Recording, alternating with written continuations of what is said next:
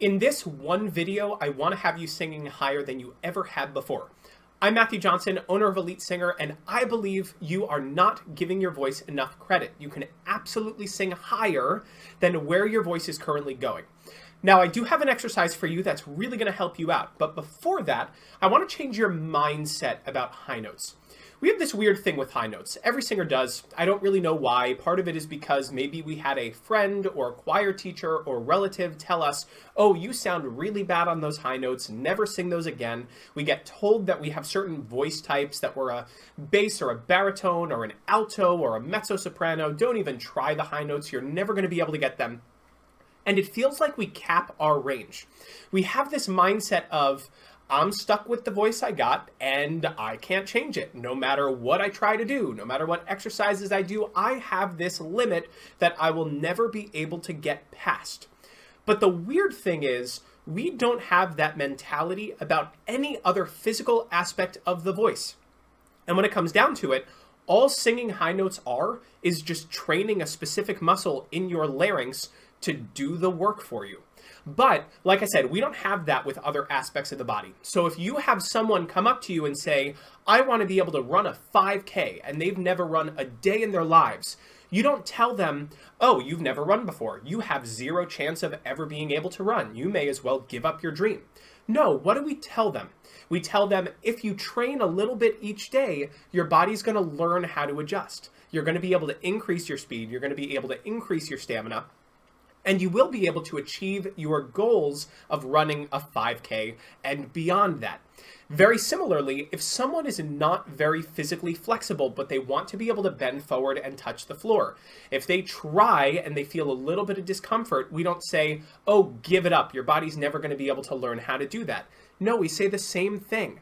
If you train and stretch a little bit every single day, eventually you will be able to touch the floor.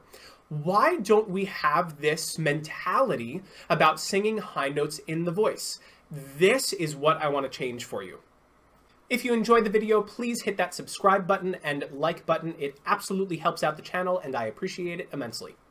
The vocal folds make a V in your larynx. They're right behind that bigger bump in your neck. They are connecting at the front, and then at the back they can open and close, and we have multiple muscles in and around the vocal folds that can adjust how we sound. So the deepest layer of our vocal folds is a muscle that can thicken them up and give us a stronger sound.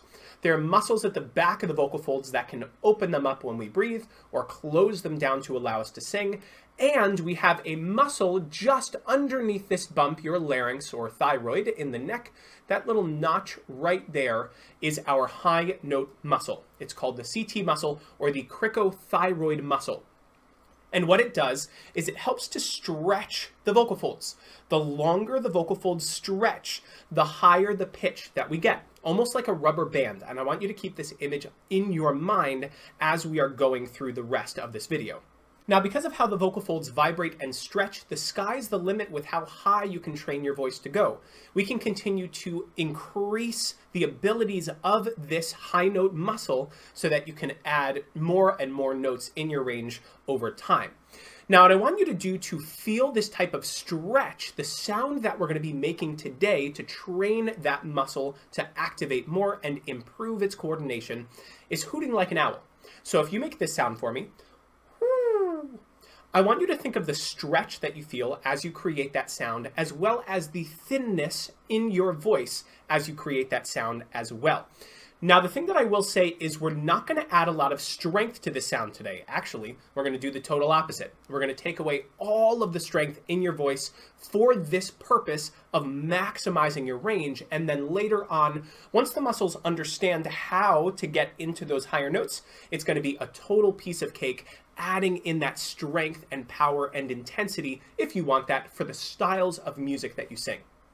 Go ahead and hoot like an owl with me. Woo! and just memorize that stretch. And as we take you through this upcoming exercise, this is one of my favorites for stretching singers into the highest range that they can go into. There are a few things that I want you to be on the lookout for to make sure that you're not squeezing up in all the wrong places. As much as we want to stretch this high note muscle, if other muscles in the neck are trying to squeeze or tighten up the voice, it's not going to be as flexible and it's not going to stretch as high. So we want to be on the lookout for these signs of tension, and as we wean those away from the voice, that's going to allow that cricothyroid, that high note muscle, to be able to stretch more efficiently and really add range to your top notes. So, a few things I want you to look out for. I highly recommend you sing this in a mirror. The first thing is going to be mouth shape. We are hooting. Woo! We do not want to open up to ha! As soon as you start to open up, you are immediately capping your range. Keep that mouth tiny. That's going to help you out so much. The second thing I want you to look out for is your volume. If you're pushing a ton of volume, all that's doing is pushing a lot of breath past the vocal folds, and they're not going to be able to vibrate as efficiently or stretch as easily because they're trying to resist all of that air pressure. So for this one, we're keeping the volume down and we're keeping the sound very squeaky and tiny. The third thing that I want you to focus on, and this is extremely helpful when you're looking in the mirror, is if there's any neck tension, like muscles sticking out in your neck while you sing. That means all of these extrinsic or outer muscles of the neck are engaging a little bit too much to help you out, once again, capping your range.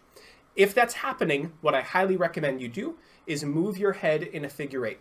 Muscles that are moving can't squeeze as much. That'll relax the muscles on the sides, once again letting that CT muscle do all of the heavy lifting in getting you up into those upper ranges. So, make sure the mouth stays small, make sure the volume stays tiny, and make sure that if those neck muscles are coming in, that you're moving them around very slowly just to relax them.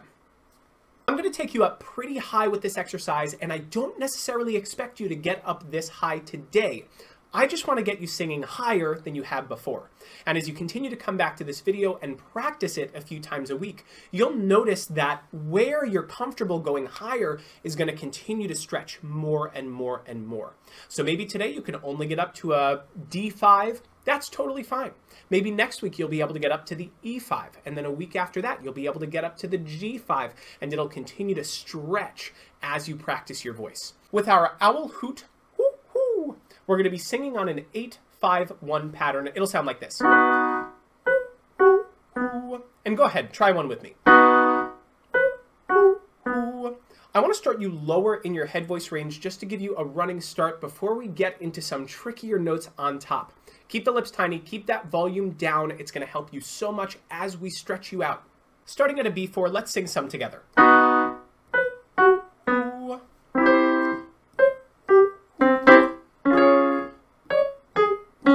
Volume down and your lips tiny. Otherwise, it's going to tense you up. And we don't want that. Nice. Move your head around slowly if it's tightening up. Getting up to our G5. Good work. Keep on stretching. Imagine that rubber band. That image helps me out a lot. Good work. Here's your C6. A few more. Nice work. Don't open up that mouth. Highest. And that's your E flat 6 on top. So if you can get up there, already you have a really good range and you can continue to expand that. We're going to come on down to set that into muscle memory, but if you feel like you are struggling with keeping your mouth small, go ahead and place fingers on the corners of your lips. Woo! Just to make sure they can't open up too much. That is going to help you out a ton just to keep the balance of your lip shape to really help you out. Let's come on down. Remember, mouth small, volume tiny, and if those neck muscles come in, we're going to just move them around a little bit. Okay, coming off of our E flat 6, we're going to start with our D6. Nice. Nice work. It can feel very squeaky. You might even feel a couple of cracks, and that's okay. That means we're getting into the right place. This is not about power, just maxing out your range. Well done. Last two. And last one. Awesome stretching. I recommend you use this exercise before every time you practice, and you're going to be amazed at how it expands your range. So comment below how high you were able to get and what vocal topics you want me to cover in our next video. Thank you for joining me for one of my favorite exercises as I shift your mindset about high notes, and as always, keep up the great singing.